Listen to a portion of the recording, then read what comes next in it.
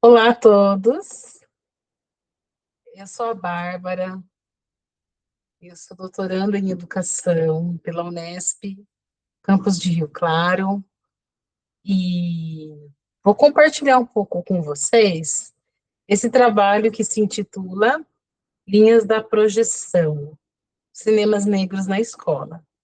Esse é um trabalho que eu tenho iniciado uma disciplina aqui na Unicamp, na Faculdade de Educação, na disciplina Comunidades de Cinema.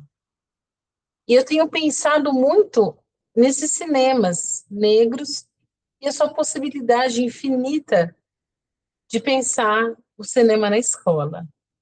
Então, é isso que eu vou apresentar para vocês, um pouco desse universo. Então, esse trabalho, ele tem como objetivo explorar alguns mapas mentais, aqui tratados como as linhas da projeção, por meio dos cinemas negros na escola, especialmente a partir do contexto de um município aqui no interior de São Paulo, onde eu resido. Então, a gente vem pensando os cinemas negros nas escolas públicas de Campinas, na educação infantil, tentando observar como isso tem se aplicado ou tem tido efeitos, reverberações na educação de crianças pequenas. E aí eu chamo de linhas da projeção, porque as linhas da projeção, elas nos mostram possibilidades, né? Ao mesmo tempo que é projetar, é também estar nela. Então, um pouco essa dinâmica, né? As questões centrais para a conversa, ela reside em que cinemas existem na escola e como o cinema negro fissura o corpo isolado e colonizado como pressuposto de um novo mundo. Então, aqui a gente tem trabalhado muito essa questão de como fazer com que esse cinema fissure esse lugar posto, esse lugar demarcado, esse lugar já colocado pela sociedade, né? De uma maneira, a gente ajuda a perpetuar isso também, né? E aí a escola vem, né? Os momentos e o trabalho pedagógico vem como essa luz que vai, de alguma maneira, romper um pouco com isso e permitir que, então, esses cinemas possam existir de outras maneiras, né? Então, um pouco também pensar em que ações nós temos que efetiva melhor as condições para que esses cinemas negros elas existem como linhas de projeção, né? Quer dizer, como a gente olhar para isso de uma maneira em que esse cinema também tenha seu lugar e tenha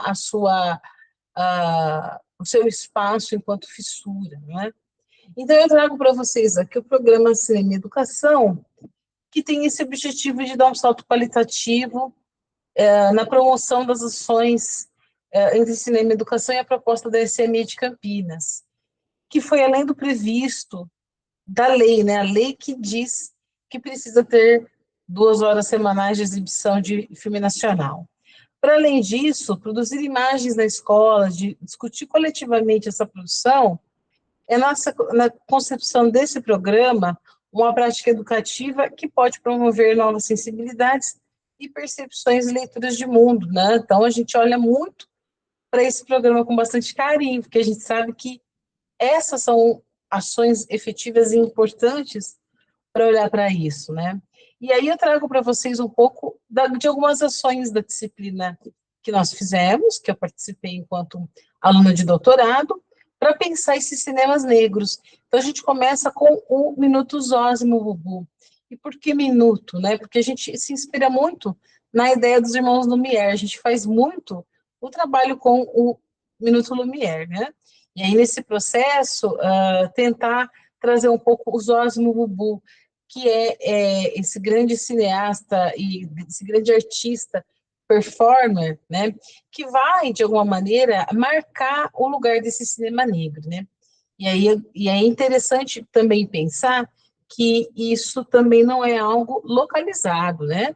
A gente vê outras ações de cinemas negros, especialmente década de 70, década de 80, e também com os artistas concretistas, com os artistas contemporâneos, com os performances, com os dançarinos, porque eles também ajudam a trazer um pouco dessa ideia, né? E aí, Osmo Bubu, nesse vídeo, nesse filme, que é o Alma no Olho, de 73, ele vai marcar esse lugar dos cinemas negros. E aí é importante que, quando a gente vai falar dessas linhas de projeção, a gente marque esses lugares, é importante isso.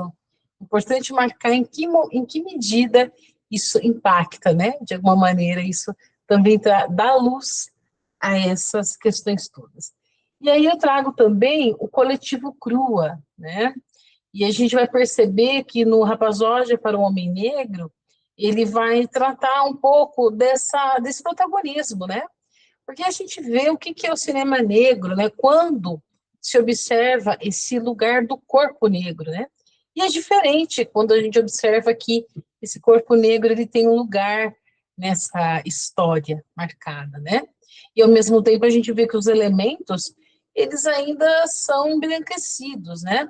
Mas esse lugar no corpo negro ele está colocado, né? Isso já é algo importante para a gente pensar um pouco nessa ideia, né? Então, de alguma maneira, isso fissura, isso rompe, isso coloca barreiras, isso coloca formas, né, de pensar um pouco esses cinemas negros.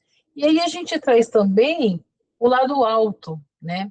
Importante também como é que esse corpo ele se coloca, né? Um pouco também a ideia desse corpo de criança, esse corpo de adolescente, esse corpo de adulto, que marca também esse cinema negro. E, de alguma maneira, ela fissura, ela rompe. A gente olha muito por esse processo do cinema negro a partir da proposta Ver, Conversar, Ver, tá? Que é um pouco o que o autor César Migliorin, professor da Universidade Federal Fluminense, vai trazer na sua obra, né? Mundos de Criar e Ver. Ele tem uma série de obras, muitos com autores conjunto, onde ele vai tratar dessa ideia de ver, conversar, ver. Na verdade, um pouco o que é o cineclube, né? E aí a gente recupera um pouco essa ideia do cineclube aqui. Então, a imagem é criação, a descoberta, é saída de si, retorno reflexivo, terra em delírio, duas linhas fortes, uma que conecta com a terra, outra que não tem chão. A linha da terra tem cara, tem peso, espaço, fronteira, forma, nome.